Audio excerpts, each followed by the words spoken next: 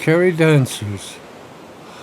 I love the stories the old folks told in the memory bin where childhood and its toys are kept. Infant, boy, and man, I heard the lilt of Kerry in my Boston home. But my mind, you see, was all American. And yet, at times, unexpected as a bit of marmalade in an omelette. And wouldn't that be a fine thing? I hear myself speaking in a tongue I knew before I owned a song of my own at all. But that was ages ago. And haven't I worked and travelled and sung another cadence, an American song of my own, since then? Still, I was surprised to hear the echo alive in me of voices from another country. All from a piece of rocky land, stuck like a finger into the eye of the sea. The old ones' voices are in my ear, still tuned to a distant song, where the Kerry dancers reel to pipes and after speak of dying, as if the one was somehow spun out of the other. And after all, the wind that whispers in the thatch may be the tongue of an evil one. 'Tis true that roofs do whisper through the thatch, and the seas cry out in nights when tides break high, on ragged rocks where fishermen have died. The Kerry dancers speak of these, in a cadence light as a dingle mist, a way of singing in a speech, way I'd like to dance the night away. Oh, the days of the Kerry dancing, oh, the ring of the piper's tune. Oh, for one of those hours of gladness, gone alas, like youth too soon. Ah, well, as the piper says, I plays it as I hears it, and you dances as you likes.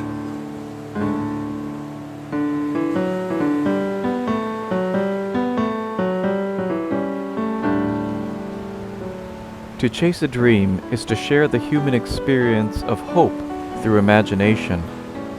Beyond the cliché, there are several marks significant to the pursuit of dreams. There must first be a desired outcome, something worthy of chasing. There must also be an overwhelming realization of where one is in contrast to where one could be. And finally, there must be an imagined path, either prior taken or not, where one could travel to meet the outcome.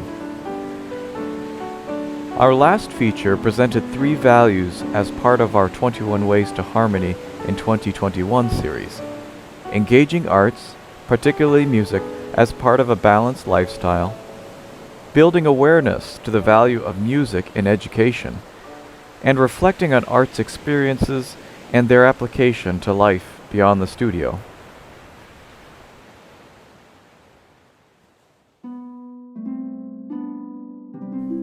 This special St. Patrick's Day feature will present the additional values of creativity, imagination, and artistry.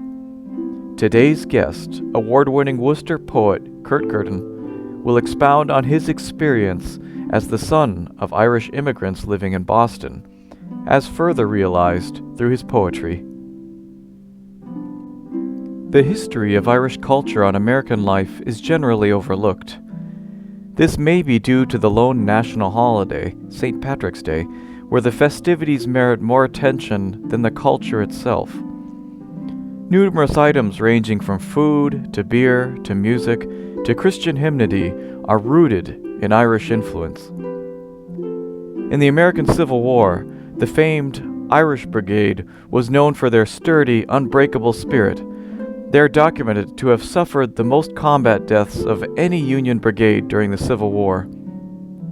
Notable Irish Americans include Walt Disney, President John F. Kennedy, Edgar Allan Poe, and NFL quarterback John Elway, to name a few. While life was not easy for those who immigrated to the U.S. from Ireland, with many facing discrimination in the past, generations of Irish Americans have made their mark in shaping American culture.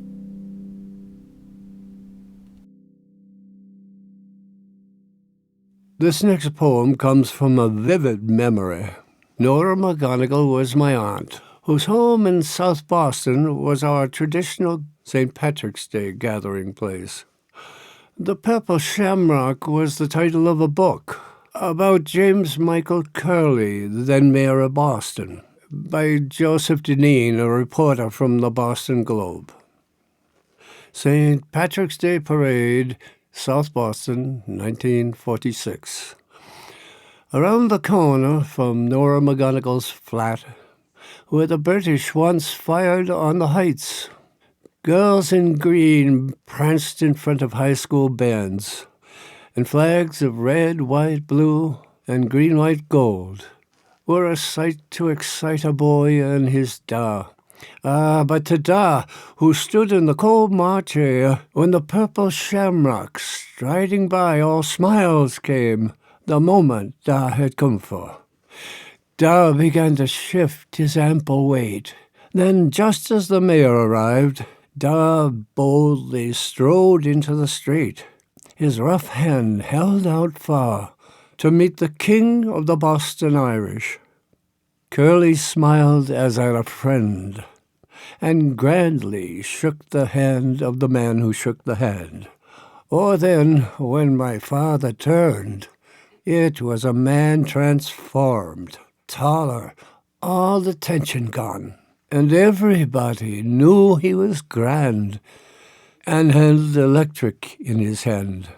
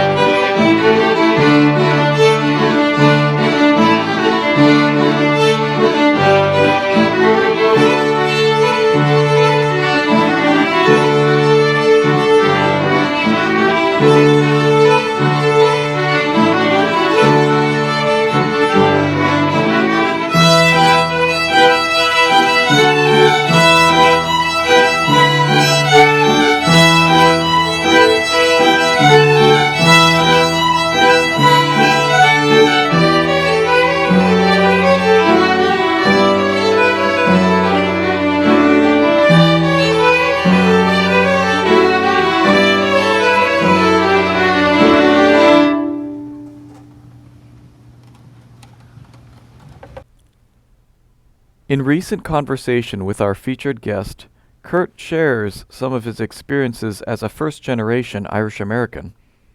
Irish communities, while being a harmonious part of collective society, continue generations-old traditions through occasional meetings at Hibernian halls. These gatherings typically include traditional Irish poetry, dance, and music. Our conversation with Kurt begins on his childhood experiences in these meetings. In our pre-interview, you shared with me some of the local gatherings of those within the Irish American community. You often went to these. Hibernian halls? Yeah, Hibernian Hall was the hall that we went to. And it was just a large open hall with seats around the outside. There were rows of seats on the outside. This is where people would meet? Where were these halls located? Close to your home or? Mainly, they gathered in a meeting room in one of the buildings around the around Boston, in central Boston, and so those were just set up in advance. The place. Now we sat in a big circle around an open floor, which became the dance floor. So that's one of the things that was going to happen, is that people would be dancing. And there's the Kerry dancing. I'd like to share two poems from your newest publication, Kerry Dancers, with our listeners. For the first poem, The Lesson, we have a pre-recording of you reading. The second, entitled Aunt Helen's Poems, I will read directly from the collection. The Lesson. When I was a boy of 7 or 9, my da taught the closing of doors. We stood by the kitchen door, he leaning low and near, his face become the room itself. He said, "You turn the knob like this." The rough map of his hand covered everything. The knob, the vast kitchen where our lessons met. Perhaps the universe where moments went to be turned and turned, until they could be seen from anywhere. You don't need to slam. Aunt Helen's Poems. Dutiful poet laureate, making any wedding, holiday, or gift occasion for her gentle song, she, with shy assertion, stood before indulgent friends and read. Somehow, no matter how the lines, no matter how the meters ran, I always heard some echoes of a violet sachet, scent of cedar chest, perfumed handkerchief, and the look of faded lace. And all her poems safely rhymed, with imagery such as may be seen embroidered in a delicate design of homes on country roads that welcome all. Unpretentious, innocent, and delicately fond, she outwits anachronism with a gentle heart, too dear for other arts. I've always seen poets as remarkably bold. It takes a lot of guts, for lack of a better word, to share something so internal.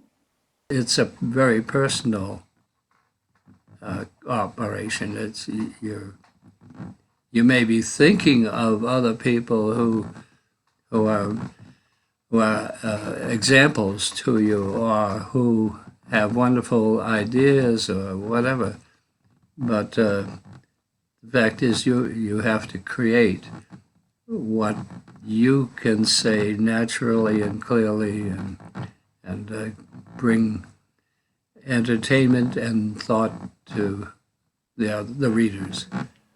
The work of the poet is really to look at something significant in his or her life, and try to make it clear and interesting to others. And that involves a lot of thinking and careful development of the right words in the right place. Is there anything else you'd like to share with us this evening, Kurt? Only that I'm very happy about being in America, and there are many things open to me, including writing poetry and having people pay attention to it. Thank you for your time. We appreciate your sharing of story and conversation. I'm very happy to have this opportunity. I've enjoyed hearing your questions, as that might be something I can pass on to others.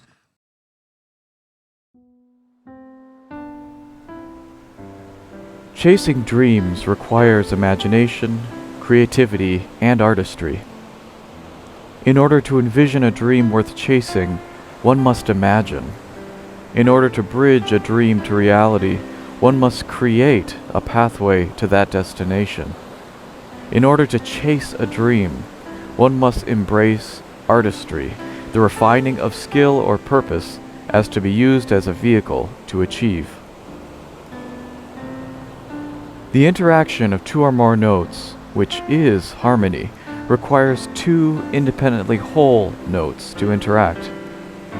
With chasing dreams as the shared human experience of hope through imagination, music and the arts provide the most authentic opportunity for fulfillment. Our feature will close with words of wisdom from Kurt in our shared conversation.